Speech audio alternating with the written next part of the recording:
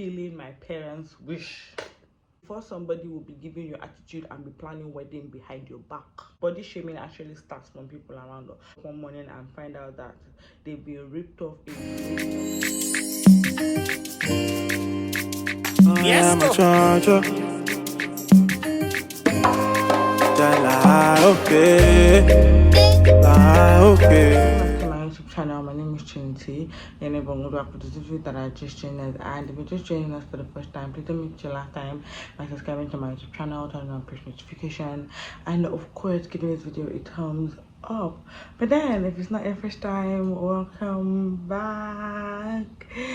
Anyway guys, today's video is all about me giving like my hot takes, my 2 cents on some questions that okay, fine, let me tell you the origin of the questions. I recently put up an Instagram tag where I asked people to like share their life dilemmas. I kind of got a lot of questions, but due to the fact that I may not really spend a lot of time filming, I'm just going to answer like a few questions that I can, and then give my hot takes on what I feel you should do. But then anyways, welcome back. I'm going to be reading the questions off from my tab, so excuse me if occasionally I'll be looking down to it. Don't be offended. Don't be offended.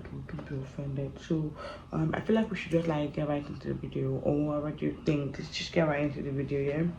Now the first thing someone asked was I think my business is not growing. What should I do? If your business is not growing, first of all, I want to give you your flowers. I want to applaud you, for running a business in Nigeria. It's not easy when you're running a business in a country where it seems like every financial policies that are being enacted, it's just against your growth, it's just against your doing business at all. A lot of business have packed up, the dollar rates, the dollar scarcity, the rubbish financial policies that are just in force now, just trying to frustrate people out of their businesses. So first of all, I actually want to applaud you for like running a business in Nigeria. You have grace, you have perseverance, you deserve all the good things in this life. You deserve it. Now let's like get right into what I feel that you should do. First of all, I want us to establish the fact that you're not comparing yourself, with another business owner in the line of field. Comparison may not always feel like comparison because it creeps in slowly, where you see that okay, on a day I made sales and this is how much I made, and the other person made sales and this is how much he made, and then you're beginning to wonder why is their business growing and mine is not. Let's establish the fact that you're doing okay in your lane, that you're looking at your inner self for growth. First of all, if you are comparing yourself to your business to other business people in your field, you should stop it. One, because these business people have probably started this business long before you. They have different strategies. They can, they have different connections, they have probably larger amount of money to, to push their businesses and all of that. So when we establish the fact that you're not comparing yourself, I want you to first of all look into your account book, your account log book, ensure that your money is what you're seeing on the book. I feel like most people don't really neglect their log account books and just feel like their business is not growing. Look into your log account book, ensure that your money is not leaking out from somewhere, ensure that something unnecessary isn't taking up too much money than it is supposed to, ensure that you're not being ripped off by probably one of your salesperson, one of your employees, because it's getting really popular among business people. They just wake up one morning and find out that they've been ripped off in millions by their sales. So I want you to do a proper check. If possible, if you can afford it, you call an audit to come in and audit your account books and give you suggestions from there on how you can manage your money or where you can cut off your expenditures from. Now, if you do that and if you probably feel like that is not the problem, what I always also advise to do is that you could always look at your business mood board plan for the year. Go back to your business mood board plan. If you do not have a mood board plan, I suggest that you do. A mood board plan isn't something that you just all those intricate designs. No, a mood board plan plan could be this, arrow this, I'm going to do this, and then after I do this is what I'm going to do to make sure that this comes into place. Just some simple words and some simple arrows that just point you in the right direction. If you look at your mood board plan and you realize that, okay, I'm doing something, I'm doing everything right, then the best thing you should always do is re-strategize. That's the last advice I can actually give. You could re-strategize. Just re-strategizing means you could take classes, you could take online classes for your business, probably how to make sales, how to create better content for your business, how to expose your business to better markets, and all of that. So I suggest that you take courses, or you just more like not take courses, the word is re-strategize, or you could go meet a consultant, you could book an appointment with a business consultant, and then this business consultants do help people in re-strategizing their business. I'm rooting for you. I hope that your business grows. I hope that your business flourishes and you open other stores, other branches, and then you invite us for some serious shop opening. But anyway, I'm rooting for you, sis. Please don't forget to keep us updated on how it's going. Next question said, I feel so insecure about my body, what can I do? First of all, I want you to know, sis, that you're not alone. I feel like a lot of young girls, even a lot of matured women in the world, all grew up with body image issues. So you're not the only one, sis. Body image issue is a pandemic. It's sort of like a pandemic that affects every girl, and some people may not really be able to get past it mentally. Some people are forever under the pressure of wanting to have their bodies look a certain type of way, or trying too hard to look a certain type of way, or going under the knife to achieve some some certain type of body shapes and all of that. So what you can actually do is, I suggest that you you speak to yourself first of all and tell yourself that, oh, I have the actually right body. I have just speak to yourself and be like, I'm actually okay. I'm not that chubby. I'm not that big. At the end, the goal is to be healthy and not skinny, or and not too chubby. As long as you're healthy, I feel like your body size does not really matter. As long as you're healthy, and there are a lot of people, gym rats, that are not healthy at all. As long as you're healthy, as long as your BME or your BIME it's in the right proportion and all of that, I feel like you're on the right track. And then what you can also do is that you take a break from social media handles that put you under unnecessary pressures. These handles, these people may not really be putting you under pressure. They're just doing their thing, and then there you are getting unnecessarily pressured because somebody has edited pictures and has added hips, or somebody has gone under the knife and is looking all curvy, or someone has actually been dedicated in the gym and her body is beginning to show up, is beginning to look mad, and then all of that. So I feel like yep, you should take a break from following those social media handles and just breathe, darling, and just breathe, sweetie, breathe, sweetheart. Anyway, and then another thing you could also do is that you speak to people around you. I'm sure that body shaming actually starts from people around, from family, from friends, from partners. If you feel someone makes an offensive remark and joke about your body, please call the goddamn person out. Explain to the person that nope, I'm not going to we don't make jokes about my body over here. We don't make jokes about body over here. We don't body shame people over here. So that's it. Just explain and just be like, no, this is not it. This isn't it at all. It's not it. Yeah, no. Yeah, darling, you'll be fine in the end, as long as you don't try to put yourself under unnecessary pressure. You know that you just deviate from the fact of trying to be skinny or trying to be plus size thick. Just ensure that you're healthy in the end. Yeah, I'm waiting for you. I thought I was not going to get relationship questions, but yeah, relationship questions. You know that the tea is about to be spilled. Anyway, someone said, what's your take on long-time relationship? That was what the person said. Do you mean long-term or you mean long time? I feel like the word is long-term. Yeah, probably like a typographical error. Long-term relationship. That pressure is getting worse. Long-term relationship. What's my take on it? Whatever works for you, darling. The truth is, there are a lot of long-term relationship these days that people feel that ah, you've been dating this person for so long and the person is not even making a move. Why? So if you're in a long-term relationship, there has to be reasons why you're in a long-term relationship. Either that both of you are not mentally, financially, emotionally ready to settle. It could be both of you, it could be one of you, and then the second partner, the partner is like, respecting your views. So but the thing about long-term relationship is that sometimes in the end one of those people end up getting played, and that's the truth. It could be the guy, it could be the woman. One of those people actually end up getting played. So if you're in a long-term relationship, I always advise that you seek constant reassurance every time. Be sure that you're not wasting your time. If you begin to get the wrong vibes, attack it immediately. If you begin to get the wrong vibes, attack it immediately. If you begin to see the red sign, the red flag sign, attack it immediately. Address it. Just know that, okay, this is what's going on. Before somebody will be giving you attitude and be planning wedding behind your back. It happens.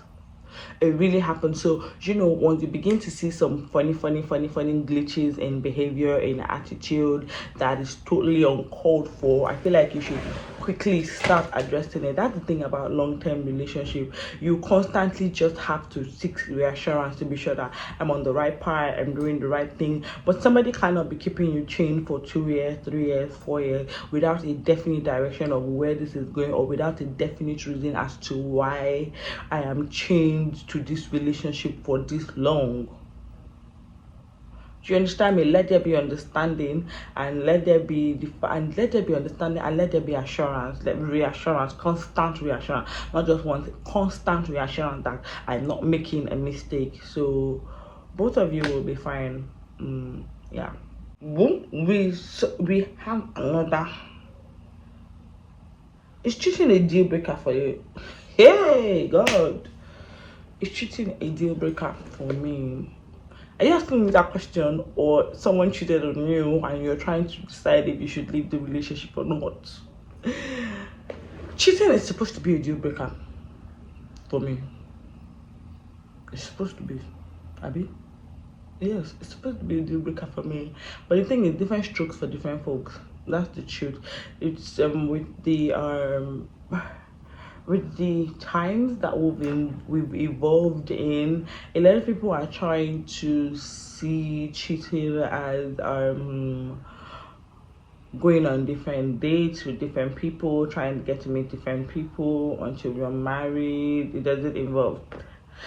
See, there are a lot of things involved in cheating. Yeah, cheating does not necessarily doesn't start from when you get to sleep with the person or when you get to have sex with this person. Cheating starts from the day you start being sneaky about your conversations. You don't want your partner to know that this is what I'm doing, this is not what I'm doing, this is who I'm going on dating. I'm just going out to hang out with this person. I'm just going out to not hang out with this person. We're going on a business lunch. We're going on all of that. So by the time you begin to be sneaky conversations, and then you're beginning to have conversations you should have with your partner with another person, now that is where problem sets in. That is where a lot of the problem usually sets in. When you start having conversations you should be having with your partner with other people, with another person, you now begin to tend to draw closer to the next person, and then before you know it, you're beginning to see red and right and wrong in your partner, why you should go with this person, why you should keep this person as a side piece. Honestly, I feel like if people cheat, they had like a whole time to think it through, and they decided, okay, I want to keep the two of you instead. So it's now left for you to just say, I feel like if he cheats again, he's going to cheat again, or if she cheats again, she's going to cheat again, or you caught him cheating. You guys have an honest conversation about it. He was drunk, she was drunk, he was in the wrong place at the wrong time, and all of those excuses. So deep down your heart, you don't need people to advise you to know if you should leave your partner because he's cheating or not. But then look at the signs. Look at the signs. Open your eyes, baby. Open them. Look properly. Look properly, so you don't go and jump into fire. You don't go and marry a serial cheat. You don't go and marry. You don't go and marry rubbish. Yeah, that's it. Honestly, that's it. Cheating should definitely be a deal breaker. I feel like what people don't understand is even after you cheat on someone and you guys get back together and all of that, there's this, except like the person has forgiven you with the love of Christ, there's this slow resentment that begins to set in. The person begins to question his or her worth. What couldn't I? And then you sort of begin to just lose interest while in the relationship. So people that don't actually leave their partners because they are cheating, I feel like somewhere along the line they begin to lose interest, they begin to distrust their partners vehemently, and then the relationship just turns into something it shouldn't. Just know the kind of heart that you have. If you can forgive, and probably you guys have had a conversation and probably done blood covenant that this kind of thing will never happen. But if you feel that I'm on a road to disaster, run. I want to change career paths, but I'm scared of my parents' reaction.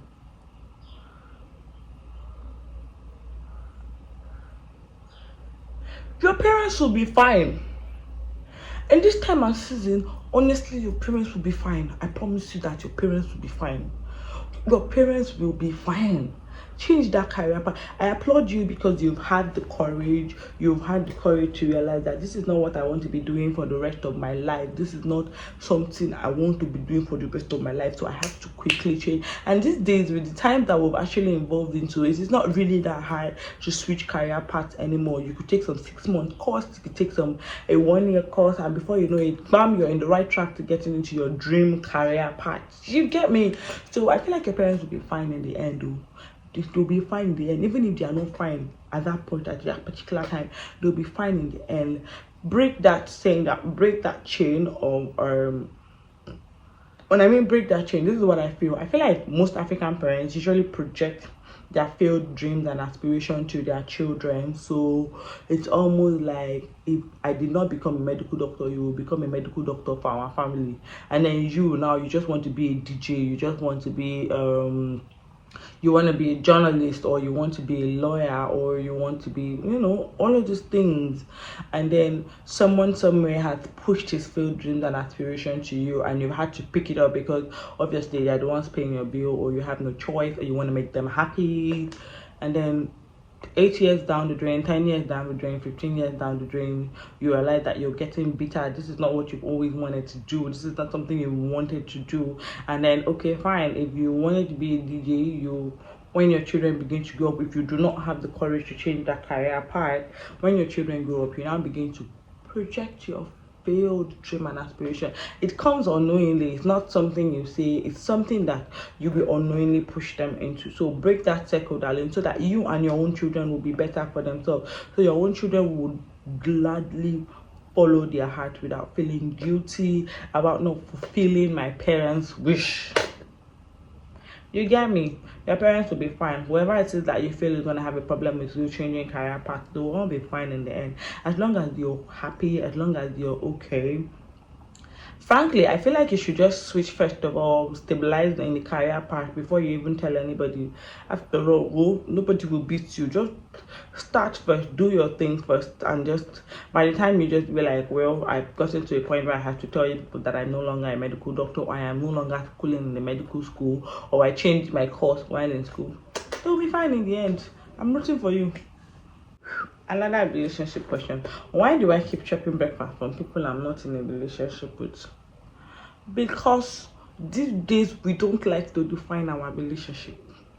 we don't like to define relationship. We don't like to define relationship. We just want to go with the flow. We just want to assume people's emotion because someone takes you by the flower, someone sluts you out, someone takes you to the dinner, to the movies, he shops for you, he wants to make you comfortable, he buys you nice stuff, but he hasn't actually categorically said, this is what I want from you.